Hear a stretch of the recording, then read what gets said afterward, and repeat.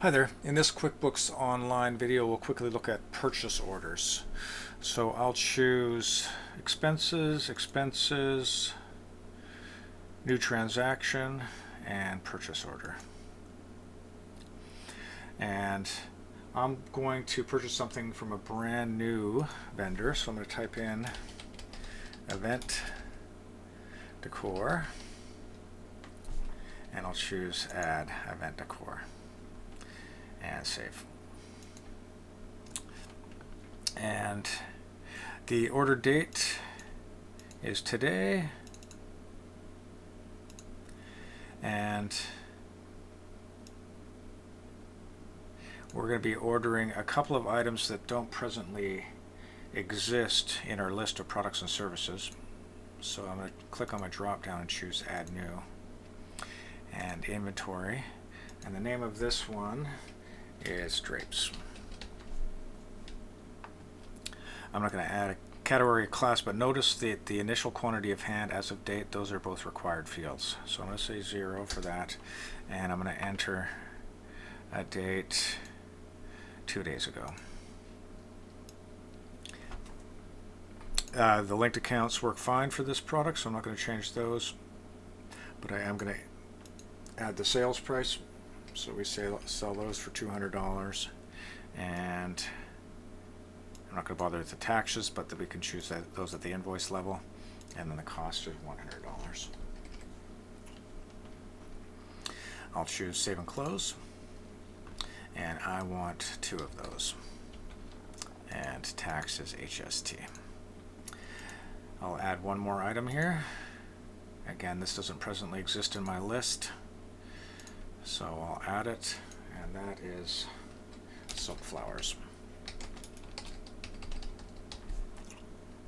Again, these are required fields, so I'm going to say 0, 2 days ago, reorder point, don't have to fill that out, and we're selling these things for $30,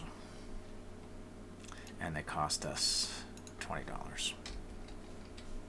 And I'll choose save and close. And we want 20 of those, plus HST. So that's our order.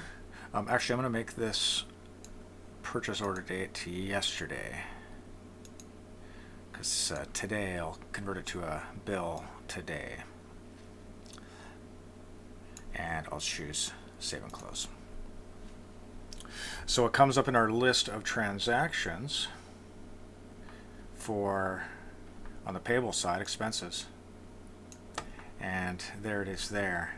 So there's a couple of ways to convert this purchase order to a bill or an invoice. The easiest, most fail-safe way is to choose to twirl the purchase order by clicking that little triangle and choose copy to bill. So that's my favorite method for a couple of reasons.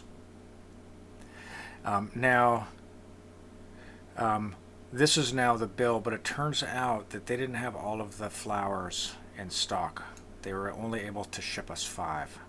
So I'm going to change this to 5. And there's no indication that anything's back ordered yet on this bill, but if I go and look at the purchase order, so let me just quickly change this to today's date. So this is now a bill. Purchase order was 1 day, bill's the next, and I'll choose save and close. Now if I look at the original purchase order, I'll just click anywhere here to open it up.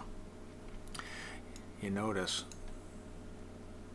that over at the end we've received all of the drapes, so that's closed. We've only received 5 of the 20 items, so that line item is not closed.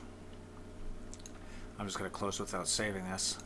Now in order to so later on they ship us the remaining 15 items, so this purchase order is still available, and it always will be, by the way.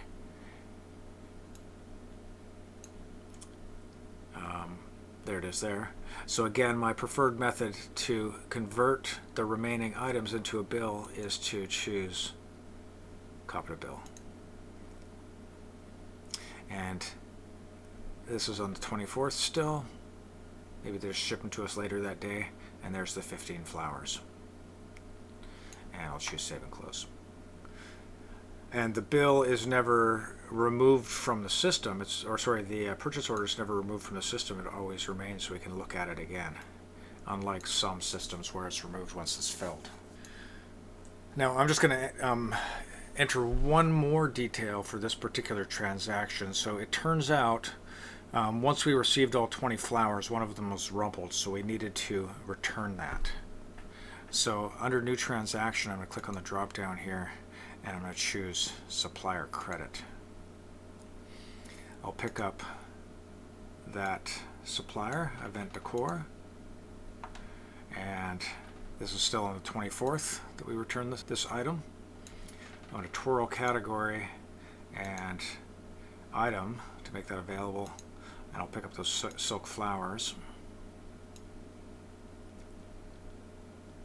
There they are there, and I'll choose 1 plus tax. And I'll choose save and close. So that's kind of the same as -1 quantity on a bill. So that is adding a credit to a purchase, as well as creating a purchase order and then converting that purchase order to an invoice. Thanks so much for watching.